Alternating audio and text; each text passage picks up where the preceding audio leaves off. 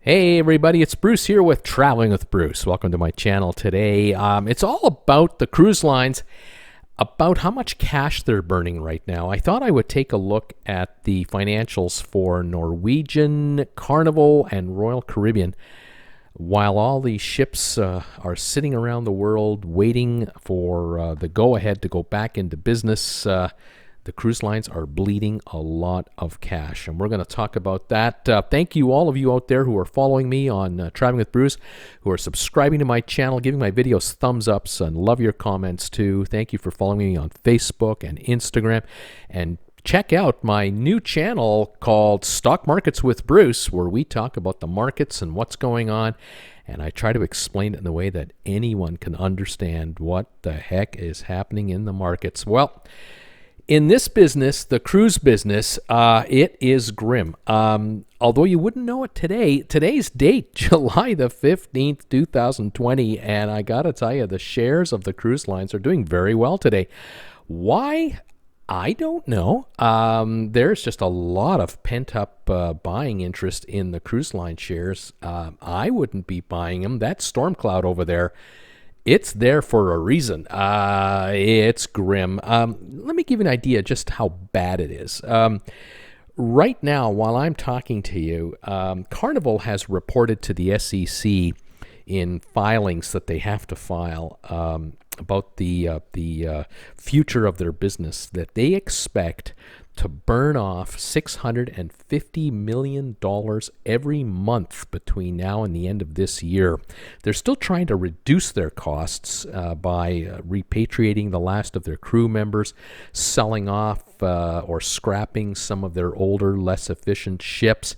Matter of fact, 13 ships are going to leave Carnival's fleet, but that's not going to bring in a lot of cash, and that's not going to save them a huge ton of money. The problem is that at $650 million a month, and no cruising expected by some Wall Street analysts until next March. We're talking about March 2021. That's 8 more months, and that would burn off $5.2 billion in cash from Carnival's bank account.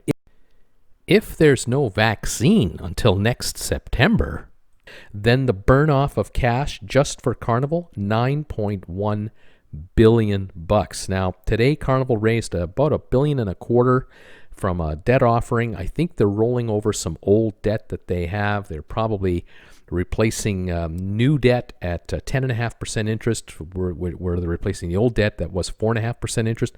So they're going to spend 6.5% more in interest costs on $1.2 billion just to roll over some existing debt. It really doesn't put a lot of extra cash in their bank account.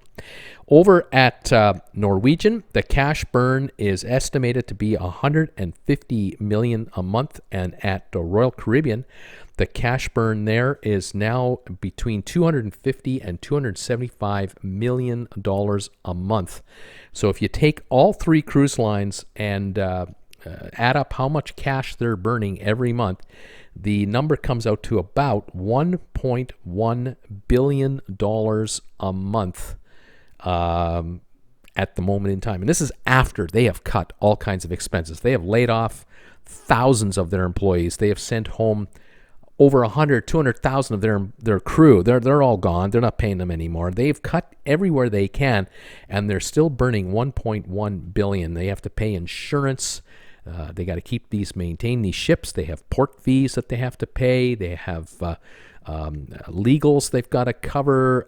There's just all kinds of expenses to just have a corporation that owns a vast number of ships. And I did some calculations that at $1.1 billion a month being burned off, you divide that by 30 days. Every day, the cruise lines are burning $36.5 million every day. And I took that number for fun, just for fun, divided it into an hour. And every hour of every day, the cruise lines are burning $1.5 million an hour. And this will go on until they start sailing again. The president of Carnival was quoted the other day in an interview saying that when they will start cruising, when this turnaround date is announced and they're allowed to start cruising again with paying passengers, he expects that they will be limited to fewer than 50% occupancy on their ships. And popular notion is that Carnival needs 25 of their cruise ships at full capacity to break even as a corporation. That would mean 50 cruise ships at half to break even, and that wouldn't work because they really have to have 60 at half to break even, because when you have a full ship, you just have the one captain. You can't, you can really reduce your costs by filling up the ship, but that's not going to happen. These guys are going to be restricted, all three lines and every other cruise line out there.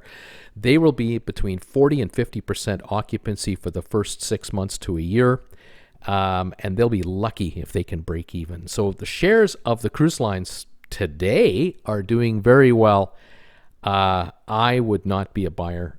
This is just my personal take and my personal opinion from what I see. Burning $1.5 million an hour between now and next September.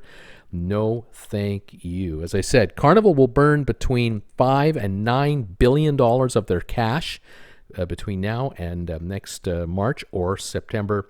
The entire cruise business, if they go 14 months without sailing, they're going to burn off over $15 billion between the three cruise lines. And that does not justify share prices anywhere near where we are now. And that would also mean they'll have to raise $10 billion more beyond that to keep going. In the meantime, thank you for subscribing to my channel, Traveling with Bruce. Thank you for the thumbs ups. Love your comments. Join me on my other channel as well, Stock Markets with Bruce. In the meantime, stay warm, stay safe, stay cool, stay healthy. And we'll talk to you next time, everybody. Bye for now.